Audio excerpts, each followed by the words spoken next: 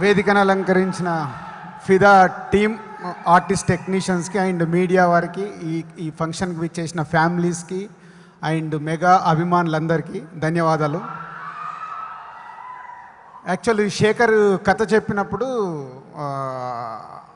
శేఖర్ అంతకుముందు ఆనంద్ కాఫీ లాంటి సినిమా ఎలాగో ఫిదా ఖుషీ లాంటి సినిమా యాక్చువల్. సో ఈ సినిమా నేను శేఖర్ నాకు కథ చెప్పినప్పుడు నచ్చిన ఇంట్రెస్టింగ్ మూమెంటే ఈ సినిమాలో ఉన్న హీరోయిన్ క్యారెక్టర్. హీరో ఎవరని శేఖర్ చాలా ఆలోచిస్తున్నప్పుడు నేనే చెప్పా వరుణ్తో చేద్దాము, ఎందుకంటే పవన్ కళ్యాణ్ గారు సుస్వాగతం తొలి ప్రేమ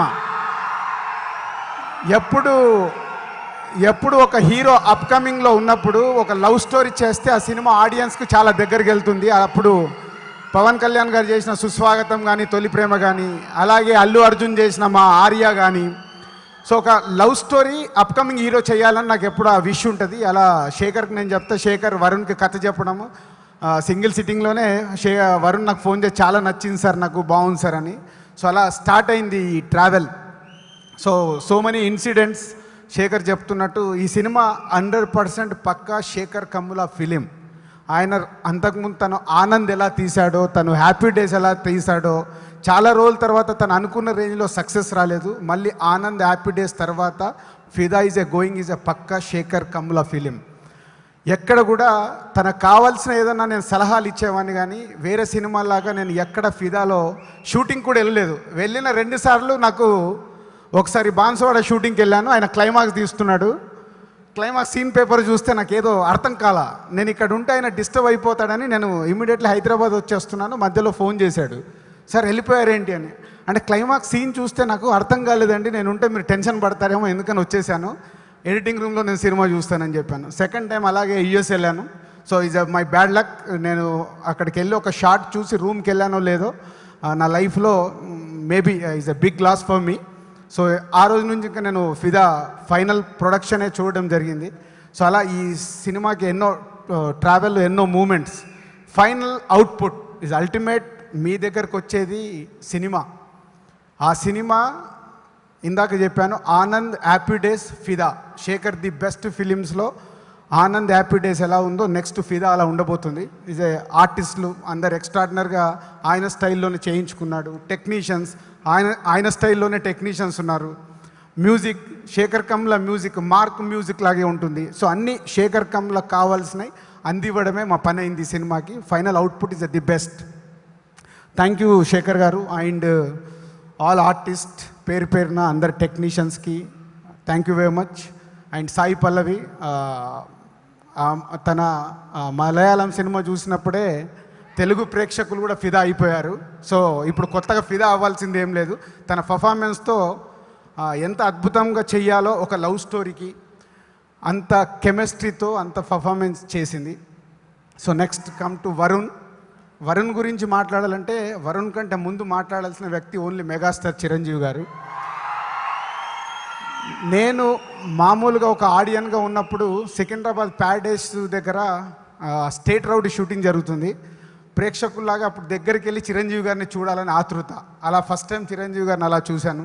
తర్వాత అల్లుడా మజాక ఫంక్షన్లో వారి చేతుల మీద నుంచి డిస్ట్రిబ్యూటర్గా షీల్డ్ తీసుకున్నాను. తర్వాత ఆర్య కథ సుకుమార్ లోపల చిరంజీవి గారికి చెప్తుంటే నేను బయట డోర్ దగ్గర వెయిట్ చేస్తూ 2.5 hours వెయిట్ చేశాను.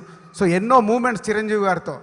చిరంజీవి గారు ఉన్నారు కాబట్టే దాని తర్వాత పవన్ కళ్యాణ్ గారు, అర్జున్, చరణ్, వరుణ్ తేజ్, సాయి ధరమ్ తేజ్, ఒక మనిషి ద్వారా ఇవాళ ఫిలిం ఇండస్ట్రీలో ఇంతమంది హీరోలుగా ఎదిగారు.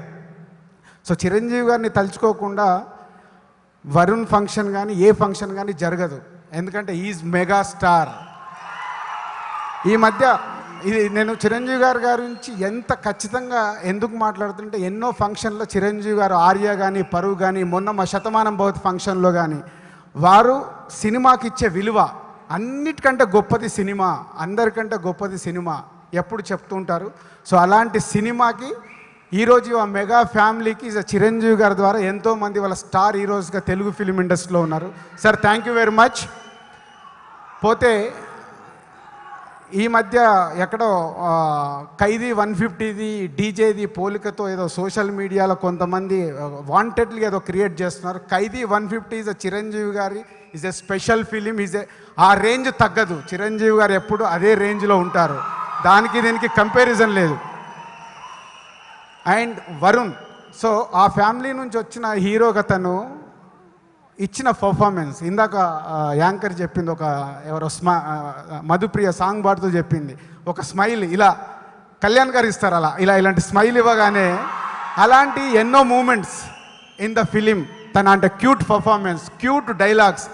సో వరుణ్ నేను ఒకసారి అడిగాను, ఏంటి వరుణ్ నువ్వు అన్నీ స్పెషల్గా ఎంచుకుంటావు అంటే, మాస్ సినిమాలు చేస్తే అందరు చేస్తారు కదా సార్, స్పెషల్ సినిమాలు చేస్తేనే కదా నాది నాకు ఐడెంటిఫై అయ్యేదని. తను చేసిన ముకుంద కానీ, కంచె కానీ, ఈరోజు ఈ ఫిదా కానీ, ఈ ఫిదా వరుణ్ కెరియర్లో ఈజ్ అ బెస్ట్ ఫిలిం ఇప్పటివరకు. తను ఫస్ట్ జెన్యున్ సక్సెస్ కమర్షియల్గా కానీ పర్ఫార్మెన్స్గా కానీ వరుణ్కు రాబోతుంది. All the best Varun. ఇంత నాగబాబు గారు ఫోన్ చేశారు ఈరోజు మార్నింగ్, ఏంటి రాజు గారు సినిమా ఏంటి అని. అప్పుడు అంత కాన్ఫిడెన్స్గా ఫోన్లో వారికి చెప్తున్నాను, ఈరోజు మీకు చెప్తున్నాను, తెలుగు ప్రేక్షకులకు చెప్తున్నాను.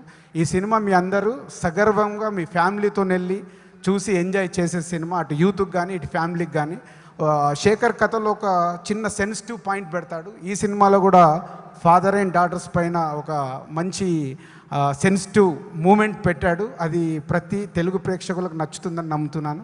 అలాగే అమ్మాయి అబ్బాయి ఇస్ ఎ క్యూట్ కెమిస్ట్రీ ఉంది, లవ్ స్టోరీ. మ్యూజికల్గా శక్తి ఆల్రెడీ సూపర్ హిట్ సాంగ్స్ ఇచ్చాడు. అన్ని కుదిరిన సినిమా ఈ 21st మీ ముందుకు వస్తుంది. బీ కాన్ఫిడెంట్గా మీరు థియేటర్కి రావచ్చు. మళ్ళీ హ్యాట్రిక్ కొట్టాం 6 monthsలో. ఈ 4th సినిమాతో సెకండ్ హ్యాట్రిక్ అని అప్పుడే నేను చెప్పలేను, ఎందుకంటే ఇంకా ప్రీవియస్ 2 సినిమాలు రాబోతున్నాయి.